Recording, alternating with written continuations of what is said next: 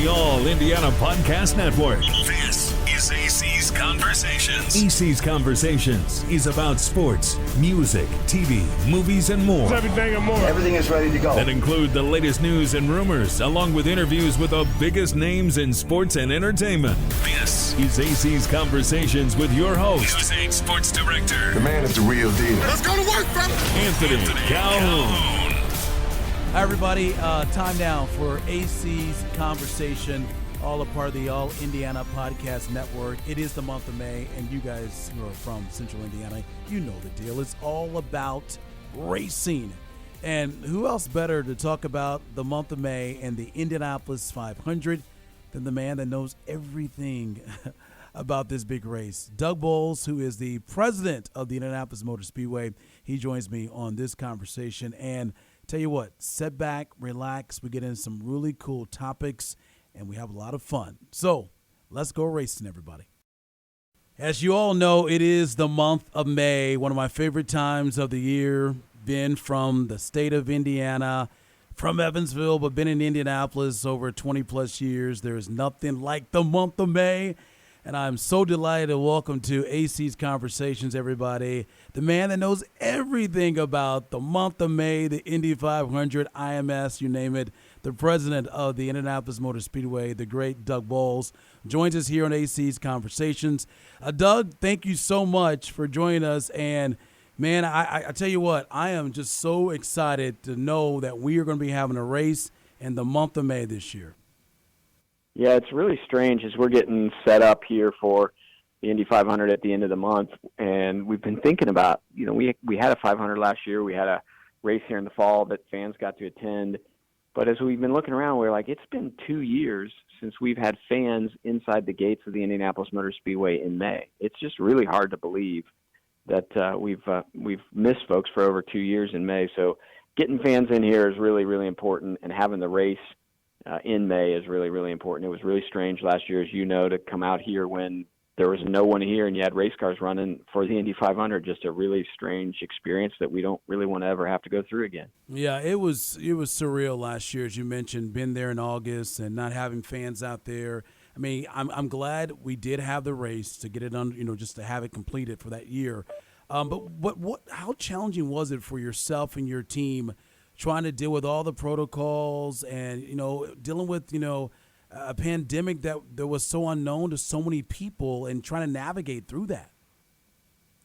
Yeah, it was really challenging, but I don't know that it was any more challenging for us than, just people going through their daily lives, because it especially as you got further in and people started understanding a little bit more about the pandemic, that things changed so quickly, what you should do, what you shouldn't do, where you could go, where you couldn't go, and then when in the summer the numbers started getting better and everybody thought, well, maybe this is behind us, and then they went back. It's just been a challenging emotional year, for everybody as we've gone through it. And so the protocols really starting in March of last year when we said, okay, we're going to move the Indianapolis 500 from its traditional date to August. We did that because we felt like that over 3 months, really, that we were moving the race from its normal race time was going to give everything time for the whole world to get better, for the pandemic to go away. We could have fans in August. There'd be no problem. And as the summer went on, we obviously learned that was not going to be the case. But we still thought we were going to have some level of fans. Yeah. And then ultimately we didn't have anybody. And then as things got a little bit better in the fall and we were able to at least have people here for the Harvest Grand Prix, which we put that race on because the IndyCar Series was looking for some races since they lost some of them due to the pandemic throughout the year.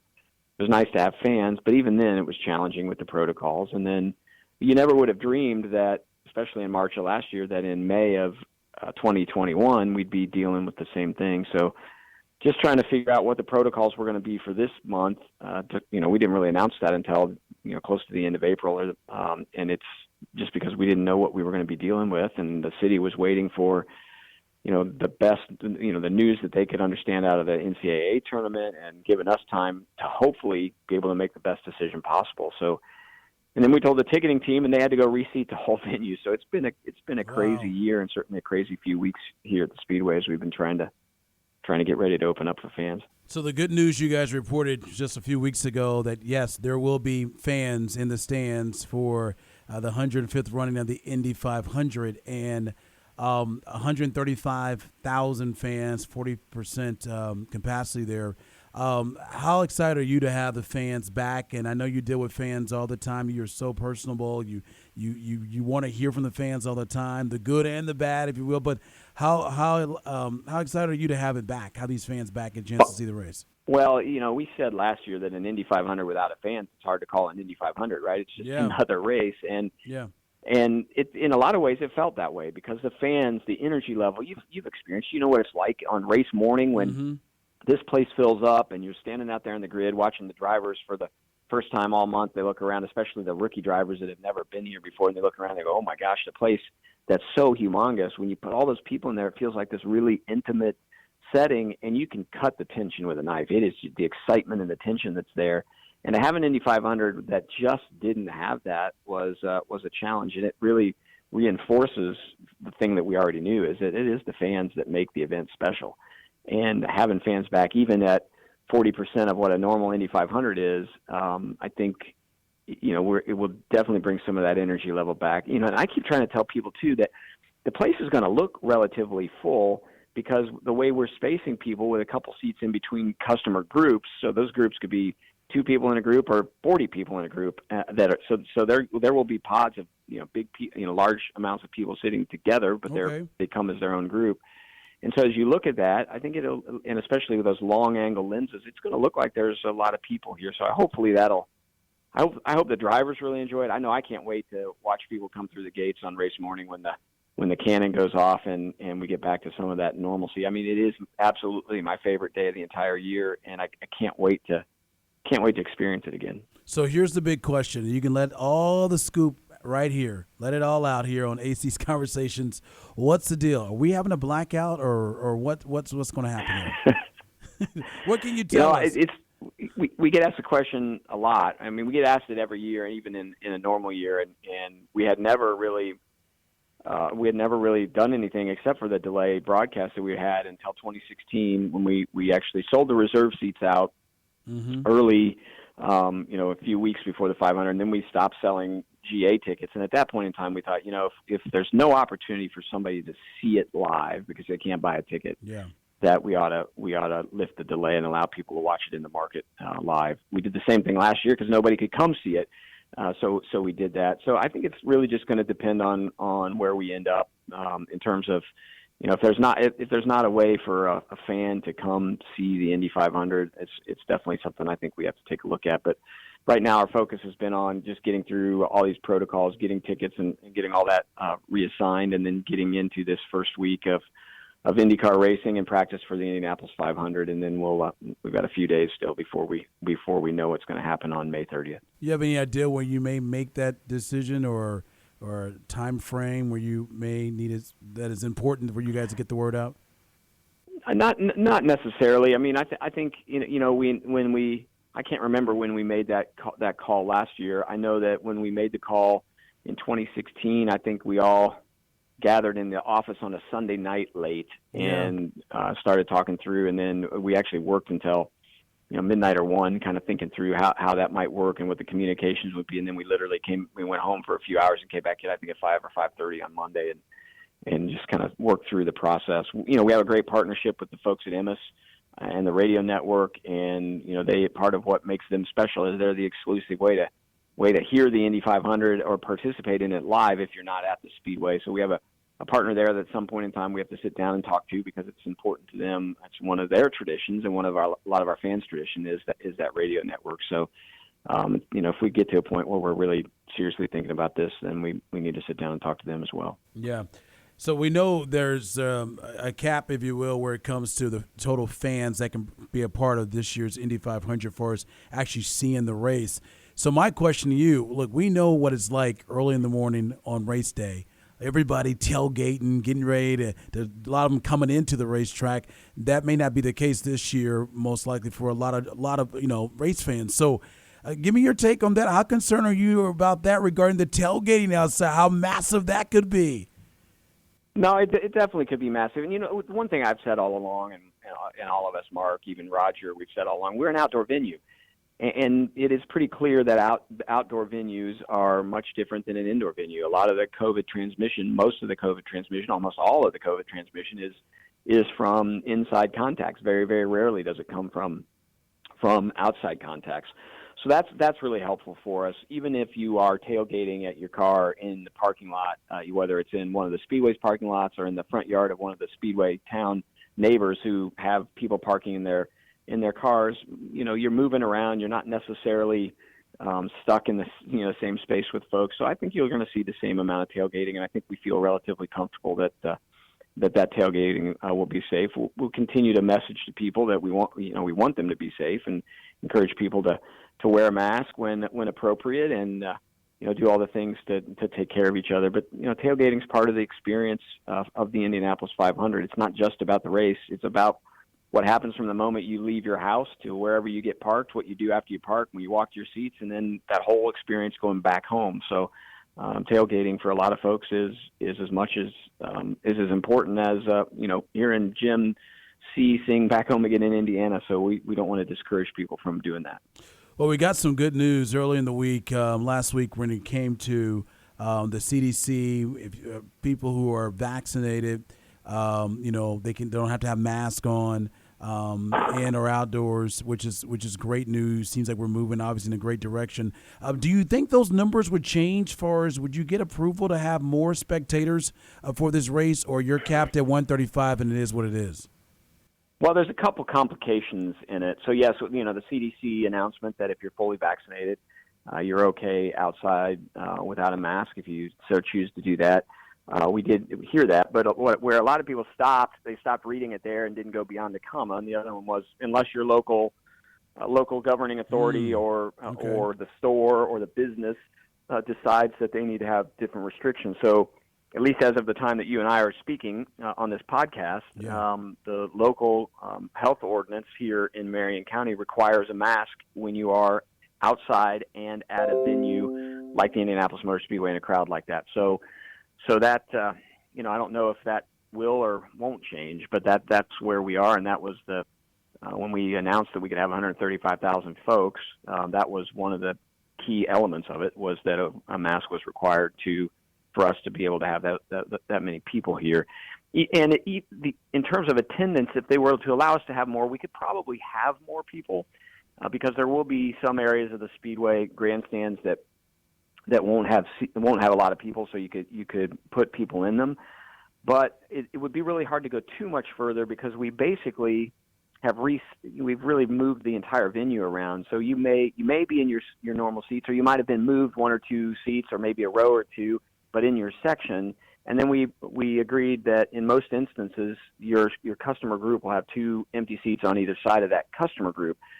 So in order for us really to use those seats over again, we'd have to take tickets back from everybody, reseat the venue again. Yeah. So I think 135,000 is probably the number we'll have, regardless of any other changes in protocols between now and May 30th. Which, of course, will be the largest sporting event since we've been in this pandemic here for COVID-19. All right, so I want to ask you about this guy, and he is a bad man. The man who calls all the shots, the big guy, Roger Penske. 84-year-old Roger Penske. And I tell you, Doug, every time I see this guy or he's in press conferences or just hearing things about him, it's like he's 30 years old. I mean, it's unbelievable how he is so in tune about what's going on with what's going on in today's world. I mean, he's just, his mind is unbelievable. He's got a vision unlike any we've ever seen when you think about it, just as far as his planning. And what is it like learning from a guy like him who is just, it seems like everything he touches turns to gold? It really is pretty amazing. I still, I'm pretty blessed to be in the job I'm in. It's a job you could never have dreamed of having as a kid growing up in Indianapolis and then on the west side of Indianapolis and loving this place. Yeah. And then now to be in this job and be able to hear from and work alongside of and learn from somebody like Roger Penske just makes it that much more amazing.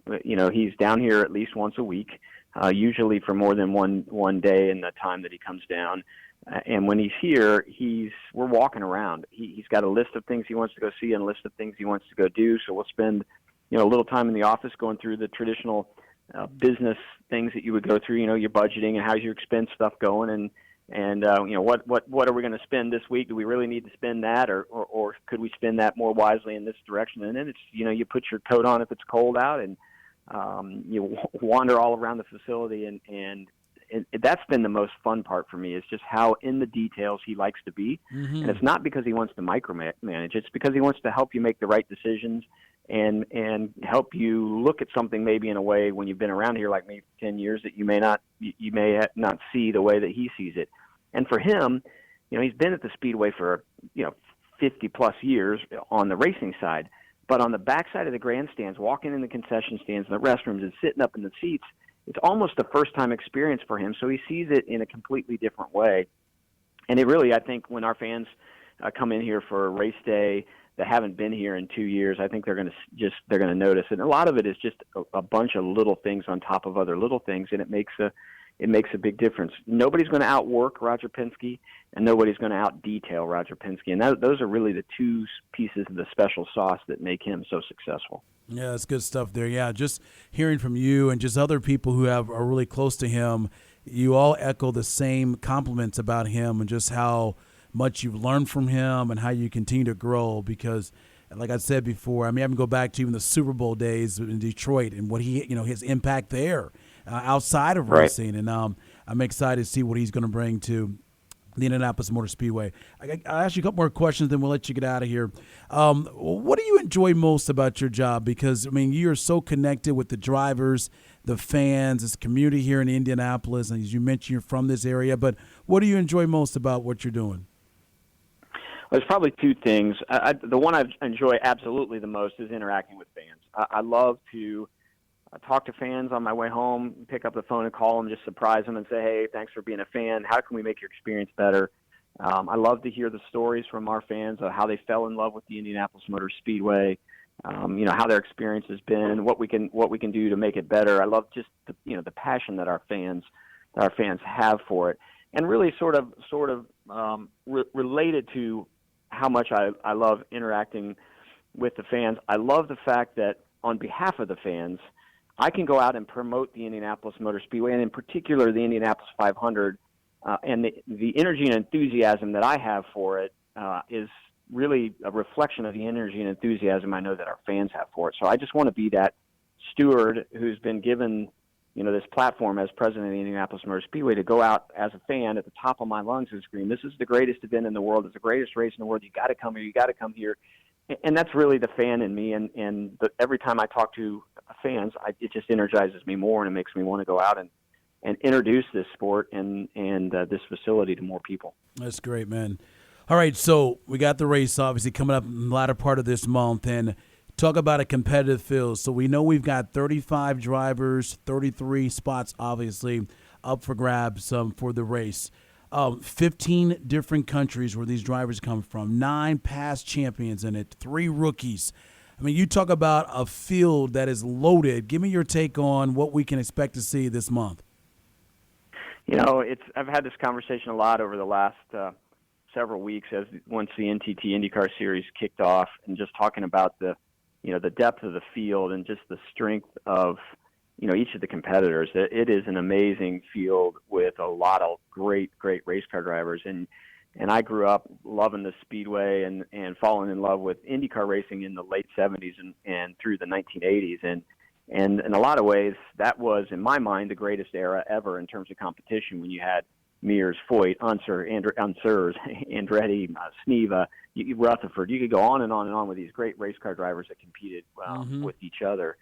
But you could make a pretty strong argument that there hasn't been a stronger or more difficult era to succeed in IndyCar racing than it is right now. You've got Scott Dixon, who is one of the greatest IndyCar drivers, not just of this generation, but of all time, still today as competitive as ever. And then you bring guys with huge F1 experience like Romain Grosjean. You've got Jimmy Johnson, who's got 7 Cup championships coming over, trying his hand in the IndyCar Series, obviously not running the Oval this year.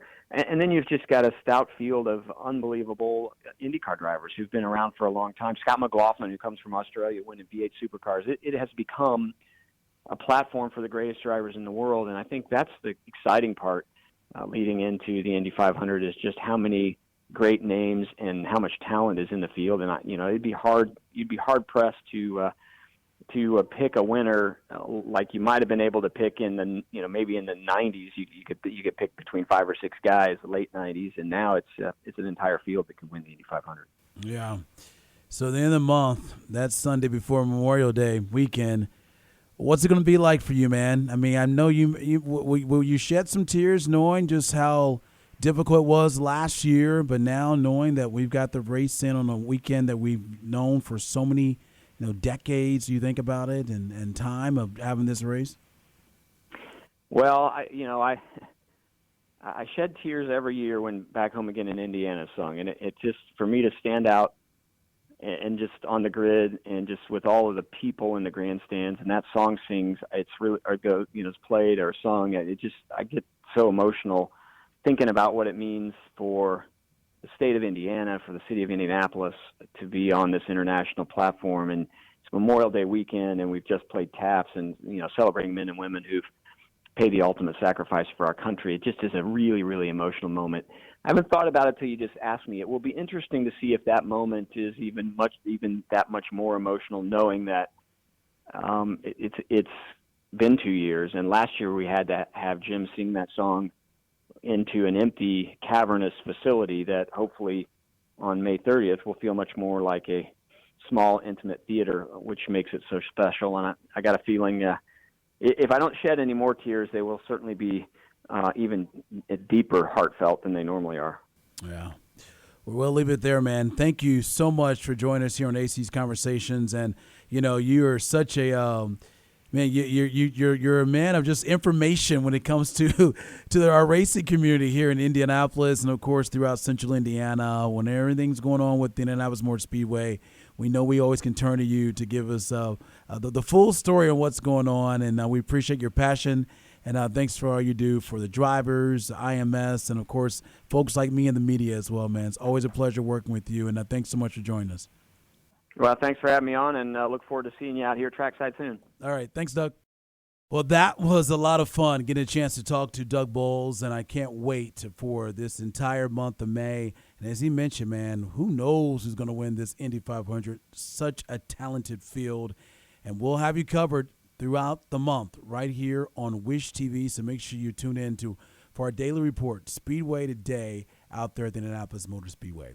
Thank everybody for joining AC's Conversation.